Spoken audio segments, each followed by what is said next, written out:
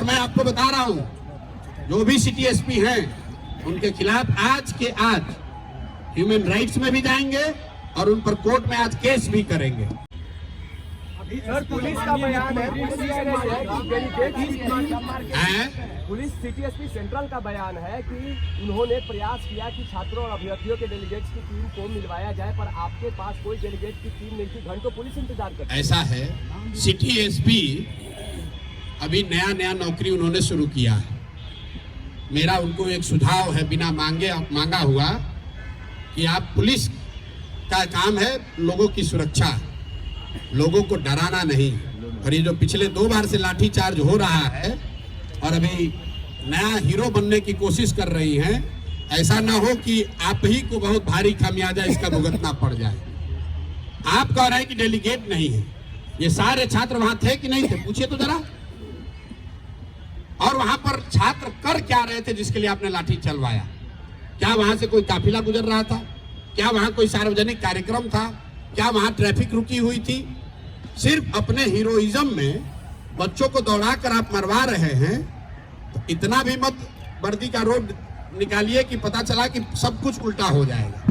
और मैं आपको बता रहा हूं, जो भी सिटी एसपी हैं उनके खिलाफ आज के आज ह्यूमन राइट्स में भी जाएंगे और उन पर कोर्ट में आज केस भी करेंगे। बच्चों को मरवाने के लिए उनको भुगतना पड़ेगा। और ये सारे अफसर भी समझ लें, ऐसा नहीं है कि आप ऐसे मारकर लाठी से निकल जाइएगा। अगर लाठी से मारे हैं तो रूल ऑफ लॉ कोर्ट में जैसे हमको फेस करना है एफआईआर, वैसे उनको भी फेस करना पड़ेगा। और ये आज नहीं तो कल ही एफआईआर जैसे ही कोर्ट संज्ञान लेगा, तो कोर्ट से अवसर मिलेगा, उन पर कल ही केस होगा।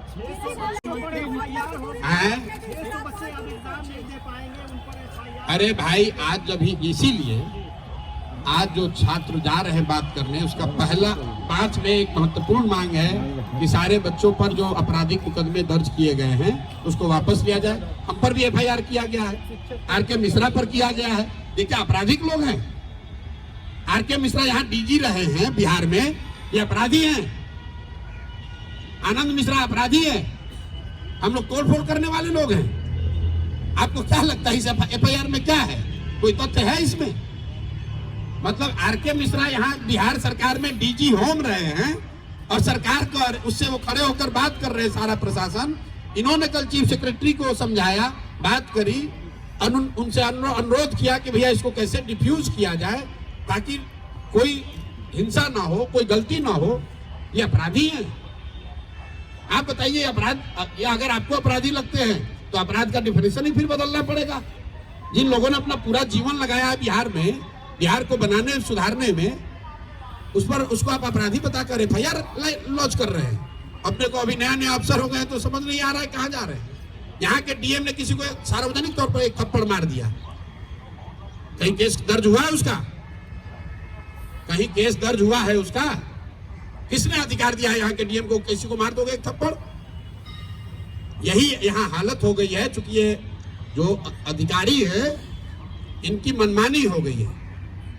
अभी कैमूर में केस हुआ है, ट्रैफिक एसपी का एक बच्चे की मौत हुई है रोहतास में, सॉरी कैमूर निकल गया, सासाराम में। वहां पर गोली चली है, वहां पर एक बच्चे की डेथ हुई है डीएसपी के द्वारा। ये बताइए, इससे पहले हम जब पदयात्रा शुरू किए थे बेलथर में, किसी एक बीडीओ या एसडीएम से झगड़ा हुआ, 700 लोगों के गांव को केस करके उनको इतना परेशान किया कि लोग छोड़कर नेपाल भाग गए थे। कम जाके आप बेलथर पता कर लीजिए, 1 साल तक लोग घर छोड़कर बाहर गए हुए थे। उनका एक लोगों का केस चंद्रशुराज ने लड़ा है, बेल दिलाकर उनको वापस बुलाया है। इसीलिए तो लोग गांव देहात में कह रहे हैं कि नीतीश कुमार का राज है, ये अधिकारियों का जंगल राज हो गया है। जिसको मन है मार दो लाठी, जिसको मन है उसमें एफआईआर कर दो। हम लोग इससे डरने वाले नहीं है, इसका डट कर मुकाबला करेंगे। अभी तो मैं आपसे इतना ही कहूंगा कि इन बच्चों को आप शुभकामना दीजिए।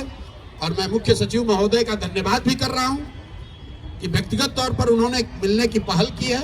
इन बच्चों की बात सुनिए और जहां तक हो सके इनके पक्ष में निर्णय दीजिए, ताकि ये जाए अपनी पढ़ाई का काम करे।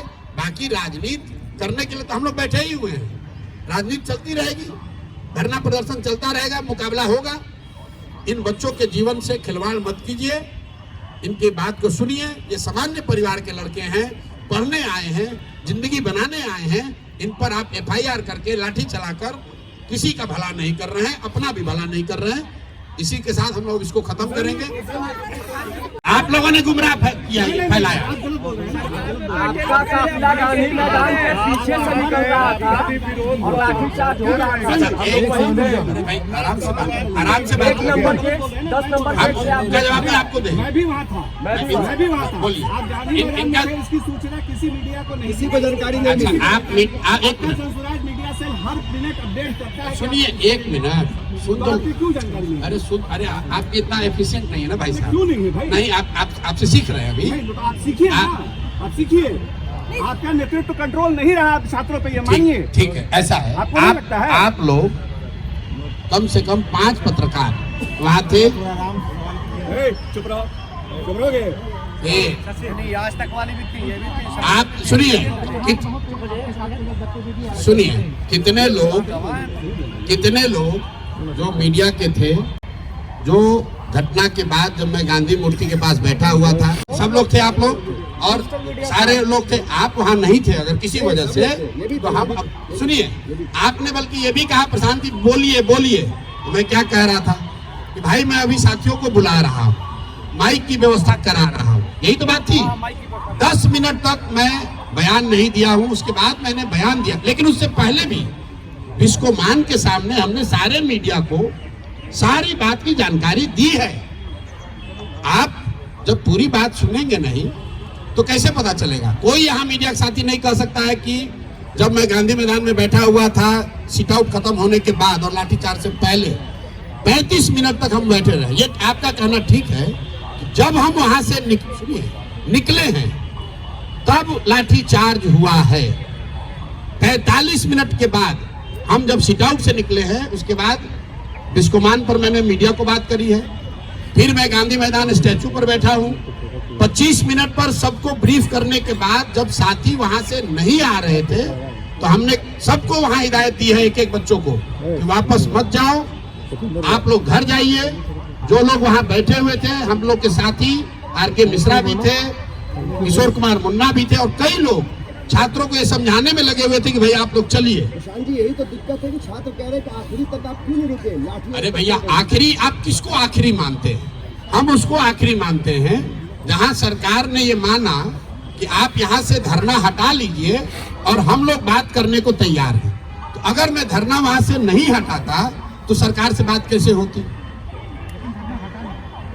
यही नहीं, धरने का एक मिनट, अरे सुनिए, अगर 10,000 लोग थे, उसके मुकाबले वहां कुछ लोग रह गए, उन लोगों, अरे भाई आपका अपना आकलन हो सकता है। आप कल गांधी मैदान में थे, एक हम लोग भी आपको सुन रहे थे, आप बार-बार ये कहते थे कि कभी तारीख तय कर लीजिए, किस दिन मार्च किया जाए, आपने बार-बार जी, छात्रों ने कहा कि नहीं आज जाएंगे।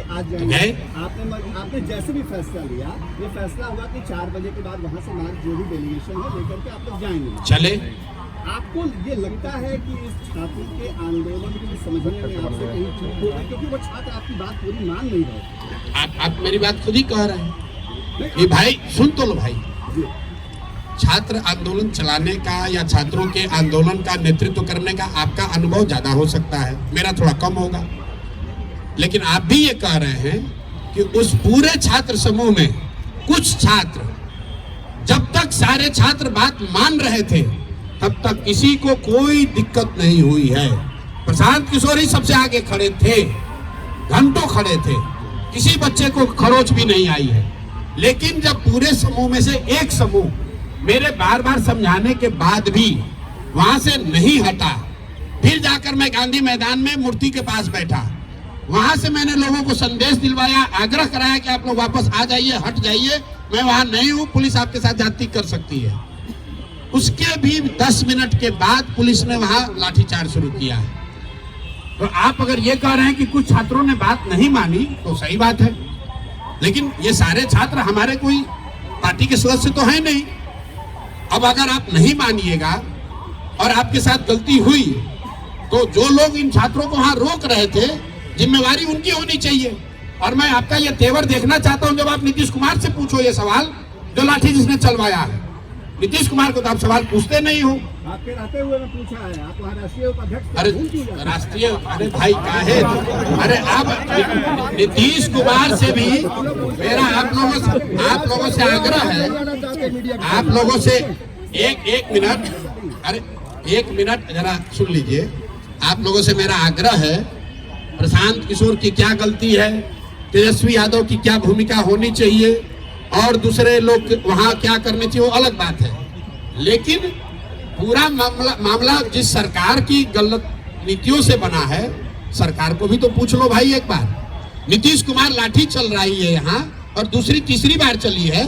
नीतीश कुमार दिल्ली में बैठ के आग सेक रहे हैं और कल मीडिया वालों से उन्होंने बात तक नहीं की। आपने मार्च की बात की, 4 बजे तक गांधी मैदान में हम लोग इंतजार कर रहे थे कि नीतीश कुमार कोई बयान अगर दे दे तो छात्र कहीं बाहर नहीं जाएंगे। मैं 4 बजे तक छात्रों को यह समझा रहा था कि देखिए, अगर शायद मुख्यमंत्री कुछ अच्छा बोल दे, कुछ रास्ता निकाल दे, तो हम लोग को कहीं जाने की जरूरत नहीं है। मुख्यमंत्री ने पत्रकारों की बात वहां सुनी, कोई जवाब नहीं दिया, ऐसे उठकर चले गए। पूरा बिहार 4 चंद अपने चाटुकार सलाहकारों के भरोसे छोड़ रखा है, जो ना नेता है ना जो अधिकारी है। आप देखिए कि बिहार की दुर्दशा क्यों है। ये दुर्दशा इसलिए है कि ना इसको नेता चला रहा है, ना इसको अधिकारी चला रहे हैं। 4 रिटायर्ड ब्यूरोक्रेट बैठ के जो मन हो रहा है कर रहा है। ना उसको पब्लिक के प्रति कोई अकाउंटेबिलिटी है, ना उसको चुनाव लड़ना है, ना उसको सर्विस रूल फॉलो करना है। नीतीश कुमार दिल्ली में बैठे हुए हैं और उनके सलाहकार यहाँ बैठ के निर्णय ले रहे हैं। नीतीश कुमार ने कल छात्रों को बोला ये सब उपद्रवी है। यह नीतीश कुमार का बयान है, ये छात्र नहीं है। बताइए, सब उपद्रवी लड़के हैं। नीतीश कुमार का यह बयान है, उसके बाद हम लोग वहां से पैदल निकले। आप छात्रों को उपद्रवी प्रशांत किशोर में 10 गलती हो सकती है, लेकिन प्रशांत किशोर तो बिहार सरकार नहीं चलाते हैं। बीपीएससी का मुद्दा हम तो नहीं शुरू किए हैं, छात्रों का आंदोलन हमने तो नहीं शुरू कराया है। भाई, अगर बीपीएससी ने सही से एग्जाम कंडक्ट किया होता तो क्यों मुद्दा ये खड़ा होता? अगर सरकार ने इन बच्चों से बात कर ली होती तो ये क्यों मुद्दा खड़ा होता? अगर सरकार ने लाठी नहीं चलाई होती तो गलती चाहे प्रशांत किशोर की है या तेजस्वी यादव की। लाठी अगर नहीं चला होता तो नहीं चला होता, लाठी तो सरकार ने चलवाया है ना भाई, उसको आप लोग सवाल ही नहीं कर रहे हैं। ठीक है भैया, आगे से मैं पूछिएगा।